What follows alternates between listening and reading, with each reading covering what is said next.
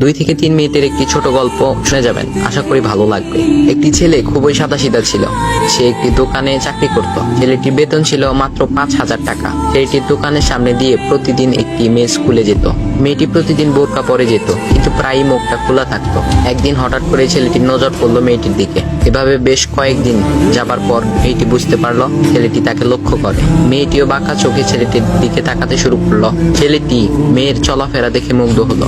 আফসোস করতে লাগলো, ইস, যদি আমিও আজ পড়াশোনা করতে পারতাম, তাহলে সাহস করে মেয়েটির সাথে কথা বলতে পারতাম। মেয়েটি বুঝতে পারলো ছেলেটি তাকে ভীষণ পছন্দ করে। তাই একদিন মেয়েটি ছেলেটির দোকানের পাশে দাঁড়িয়ে রইল।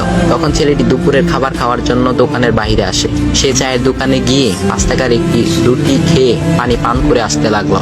তখন মেয়েটি তার কাছে গেল। তুমি ভাত খেলে না, রুটি দিয়ে পেট ভরবে? তখন ছেলেটি মেয়েটিকে দেখে অবাক হয়ে গেল। তখন ছেলেটি বলল, আমি ভাত খেলে আমার মা, বাবা আর ছোট বোনকে কি খাওয়াবো? মেয়েটি শিক্ষিত, তাই অল্পতেই বুঝে গেল। সে হাত ধরে বলতে লাগলো, তাহলে তুমি যে আমাকে পছন্দ করো, আমাকে কি খাওয়াবে? তখন ছেলেটি বলল, আমি তো তোমাকে আপন করে পাওয়ার জন্য দেখি না, কারণ সে যোগ্যতা আমার নেই। তবে এটা সত্যি যে তোমাকে দেখলে আমার খুব ভালো লাগে, তাই দেখি। মেয়েটি ছেলেটির কথা শুনে চোখের পানি ধরে রাখতে পারলো না। সে বুঝে গেল ছেলেটির চরিত্র ও ভাবনা অনেক সুন্দর। সেদিন মেয়েটি চলে গেল। বাসায় গিয়ে রাত্রিবেলা মেয়েটি অসুস্থ হয়ে পড়লো। পরে তাকে ডাক্তারের কাছে নিয়ে আসা হলো। বলা হলো মেয়েটার 2টি কিডনি নষ্ট হয়ে গেছে। তখন মেয়ের বাবা ফোন করলো তার বন্ধুর ছেলেকে, যার সাথে বিয়ে দেওয়ার জন্য সে পাগল। কিন্তু মেয়েটি তার বাবার পছন্দের ছেলেকে বিয়ে করতে রাজি না, কারণ সে ছেলেটি টাকা থাকলেও কি হবে, তার চরিত্র খারাপ, সে লোভী।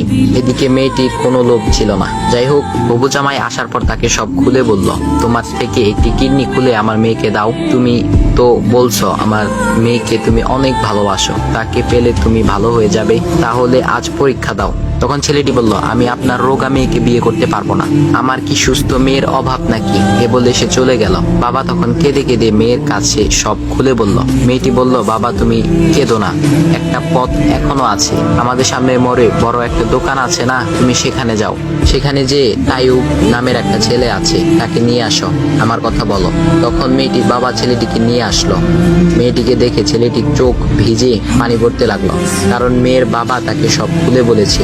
তখন ছেলেটি মেয়েটিকে বলল, তুমি আমাকে একটা কিডনি দিবে? ছেলেটি বলল, কিডনি দেবার জন্যই আমি এসেছি। মেয়েটি তাকে বলল, তুমি কি চাও?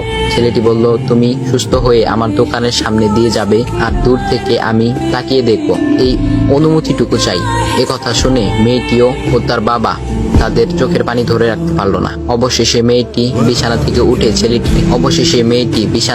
উঠে ছেলেটির 2 পা জড়িয়ে ধরে বলল, এই জীবনে তোমার থেকে আমাকে মৃত্যু ছাড়া আর কেউ আলাদা করতে পারবে না। তারপর মেয়েটি বলল, আমার কোনো কিডনি নষ্ট হয়নি, এসব ছিল আমার সাজানো নাটক। আমি যা ভেবেছিলাম তাই হয়েছে। তোমাকে দেখে বুঝেছিলাম তুমি আমার একমাত্র যোগ্য।